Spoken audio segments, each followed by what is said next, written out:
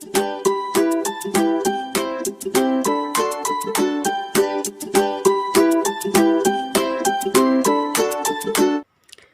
pagi anak-anak ibu.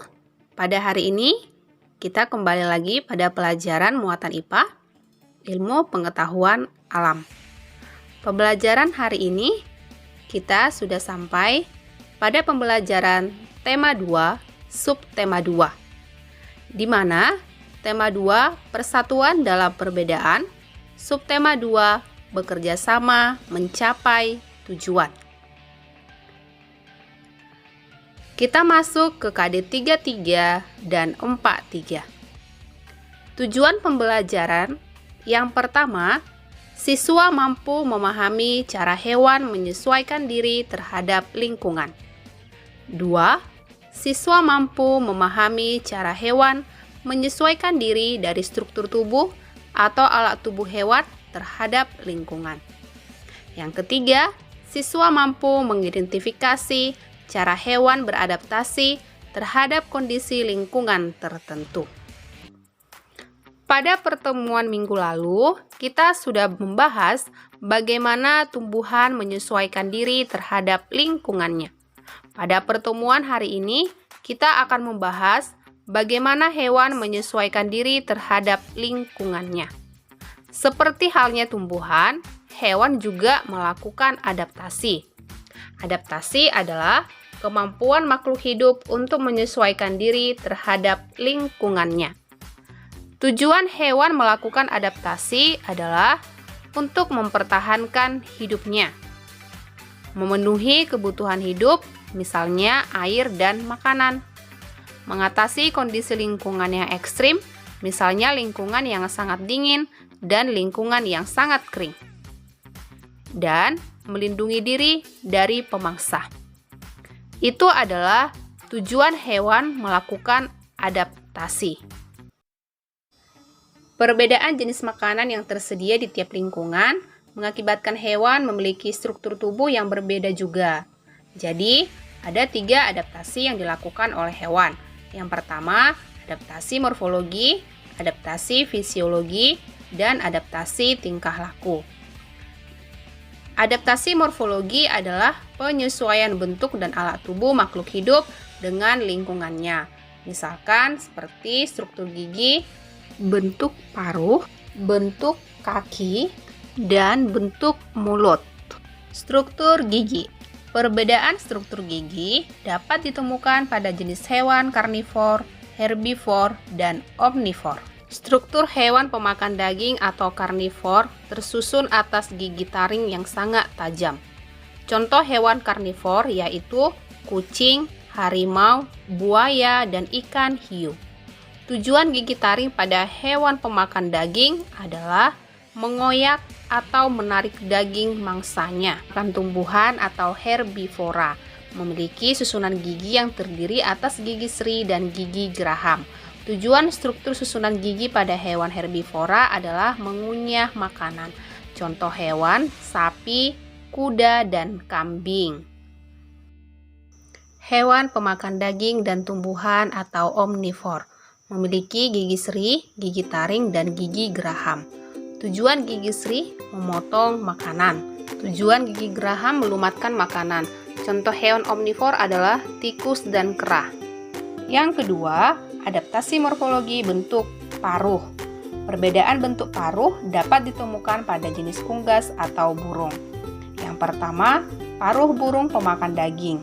Paruh burung pemakan daging terlihat kokoh, runcing, dan tajam, serta agak melengkung. Paruh tersebut digunakan untuk merobek daging mangsa. Contohnya, paruh burung elang dan burung hantu. Yang kedua, paruh burung pemakan madu atau nektar. Paruh burung pemakan madu atau nektar berbentuk kecil dan memanjang. Paruh tersebut digunakan untuk menghisap nektar di dasar bunga. Contohnya, paruh burung kolibri. Yang ketiga, paruh burung pemakan ikan. Paruh burung pemakan ikan berbentuk panjang dan berkantong yang digunakan untuk membawa ikan hasil tangkapannya. Contohnya, paruh burung pelikan. Paruh burung pemakan biji. Paruh burung pemakan biji berbentuk pendek, tebal, dan runcing karena digunakan untuk memecah biji-bijian. Contohnya paruh burung pipit dan burung kenari. Paruh burung pemakan serangga. Paruh burung pemakan serangga berbentuk runcing dan agak panjang karena digunakan untuk mematuk dan mengambil serangga yang ada di balik kulit kayu. Contohnya paruh burung pelatuk. Paruh unggas pemakan cacing. Paruh unggas pemakan cacing berbentuk lebar dan memiliki struktur seperti sisir di bagian pangkalnya. Struktur tersebut berguna untuk menahan makanan agar tidak lepas dan menyaring makanan dari lumpur. Contohnya paruh bebek dan angsa. Yang ketiga, adaptasi morfologi bentuk kaki. Variasi bentuk kaki dapat ditemui pada burung dan unggas. Selain dipengaruhi oleh jenis makanannya, bentuk kaki burung juga dipengaruhi oleh tempat hidupnya. Yang pertama, kaki burung pemakan daging. Kaki burung pemakan daging bentuknya kokoh dan memiliki kuku tajam. Fungsinya adalah untuk mencengkram mangsa dan merobek makanan. Yang kedua, burung pengais. Burung pengais memiliki cakar dengan 3 jari menghadap ke depan dan 1 jari menghadap ke belakang. Bentuk kaki tersebut digunakan untuk mengais dan menggali tanah dalam mencari makanan. Hewan yang memiliki bentuk kaki jenis ini adalah ayam. Kaki ayam juga dilengkapi jalur yang digunakan untuk menyerang musuh. Yang ketiga, jenis burung pemakan ikan atau perenang. Biasanya memiliki kaki yang berselaput. Kaki jenis ini berguna untuk berenang atau berjalan di lingkungan yang berlumpur. Burung yang memiliki bentuk kaki jenis ini adalah burung pelikan. Yang keempat, jenis burung pemakan serangga seperti burung pelatuk. Memiliki 2 jari kaki menghadap ke depan dan 2 jari lainnya menghadap ke belakang dengan kuku yang tajam. Struktur kaki tersebut digunakan untuk memanjat pohon ketika mencari serangga. Yang keempat, adaptasi morfologi bentuk mulut. Variasi bentuk mulut terdapat pada serangga. Berdasarkan jenis makanannya, jenis mulut serangga dibedakan menjadi 4, yaitu mulut pengisap, mulut penusuk, dan pengisap, mulut penjilat, dan mulut penggigit. Contoh serangga yang memiliki mulut pengisap adalah kupu-kupu. Mulut penusuk dan pengisap dimiliki oleh nyamuk. Mulut penjilat dimiliki oleh lalat dan lebah. Sedangkan mulut penggigit dimiliki oleh belalang dan semut. Yang kelima, bentuk morfologi lidah yang panjang dan lengket. Lidah yang panjang dan lengket dimiliki oleh beberapa hewan seperti cicak, bunglon, dan landak semut. Lidah tersebut digunakan untuk menangkap mangsanya berupa serangga. 2. Adaptasi fisiologi. Adaptasi fisiologi adalah penyesuaian hewan terhadap kondisi lingkungan sekitar. Misalnya, adaptasi hewan di gurun, di kutub laut, dan pertahanan diri dari pemangsa. Cara hewan beradaptasi pada kondisi lingkungan tertentu. Yang pertama, kondisi lingkungan yang kering dan panas. Hewan yang tinggal di lingkungan yang kering dan panas adalah unta. Unta merupakan salah satu hewan yang hidup di daerah gurun yang panas dan kering. Untuk dapat bertahan di daerah tersebut, unta melakukan beberapa penyesuaian, yaitu yang pertama, lubang hidung yang dapat ditutup saat terjadi badai pasir. Bulu mata yang panjang melindungi mata dari pasir.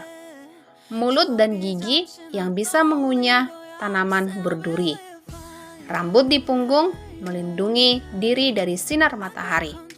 Punuk berisi cadangan lemak yang dapat dipecah menjadi energi. Kaki yang tidak mudah terperosot dalam pasir dan mampu bertahan pada suhu pasir yang panas. Usus yang sangat panjang untuk menyerap lebih banyak air dalam makanan. 2. Beruang kutub. Beruang kutub hidup di daerah yang sangat dingin di permukaan bumi, yaitu di kutub. Untuk dapat bertahan hidup di lingkungan tersebut, beruang kutub melakukan beberapa penyesuaian, yaitu rambut putih sebagai kamuflase agar tidak mudah terlihat oleh pemburu dan lapisan lemak di bawah kulit untuk bertahan di suhu dingin. Kamuflase adalah kemampuan yang dimiliki hewan untuk menyesuaikan warna atau bentuk tubuhnya dengan lingkungan di sekitarnya dengan cara memanfaatkan warna atau bentuk tubuhnya agar sesuai dengan lingkungan sekitar. Yang ketiga adalah kelelawar. Kelelawar memiliki kemampuan ekolokasi. Kemampuan ekolokasi adalah kemampuan untuk mendeteksi mangsa, pemangsa, dan benda di sekitarnya menggunakan pantulan bunyi. Burung hantu. Burung hantu memiliki penglihatan dan pendengaran yang tajam dan peka untuk mencari mangsa pada malam hari. Adaptasi hewan secara tingkah laku.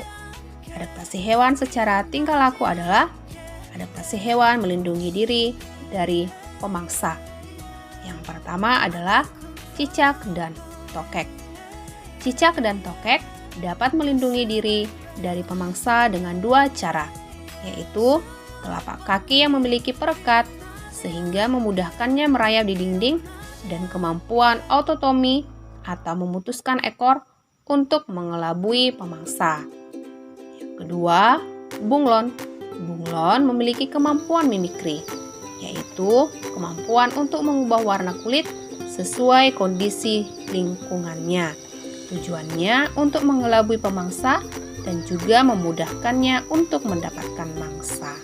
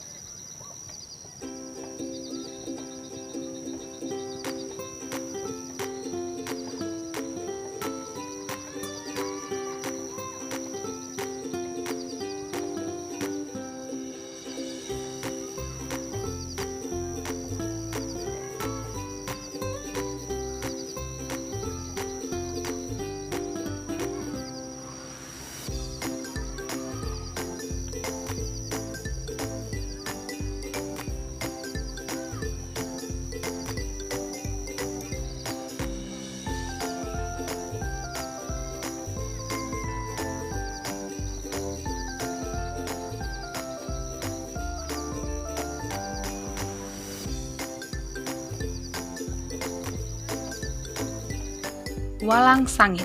Walang sangit dapat mengeluarkan bau yang menyengat untuk melindungi diri dari pemangsa. Landak. Landak memiliki rambut seperti duri yang dilapisi keratin untuk menakuti musuh dan melindungi diri dari pemangsa. Kalajengking. Kalajengking memiliki sengat beracun di bagian ekor untuk menyerang musuh. Cumi-cumi. Cumi-cumi dapat menyemprotkan cairan berwarna hitam seperti tinta untuk menghindari diri dari pemangsa. Ikan buntal memiliki kemampuan menggembungkan tubuh untuk perlindungan diri. Selain itu, ikan buntal juga memiliki duri-duri yang beracun pada tubuhnya untuk melindungi diri dari pemangsa. Terenggiling dan kaki seribu. Terenggiling dan kaki seribu memiliki struktur kulit yang sangat keras. Saat terancam, kedua hewan ini akan menggulung diri sehingga pemangsa akan kesulitan untuk memangsanya. Nah, anak-anak, begitu banyak keunikan ciptaan Tuhan, bukan? Nah, untuk itu, mari kita tetap menjaga keberadaan hewan supaya keberadaan hewan tetap ada di alam kita. Untuk anak-anak semuanya, demikian pembelajaran hari ini. Tetap semangat dan jaga kesehatan.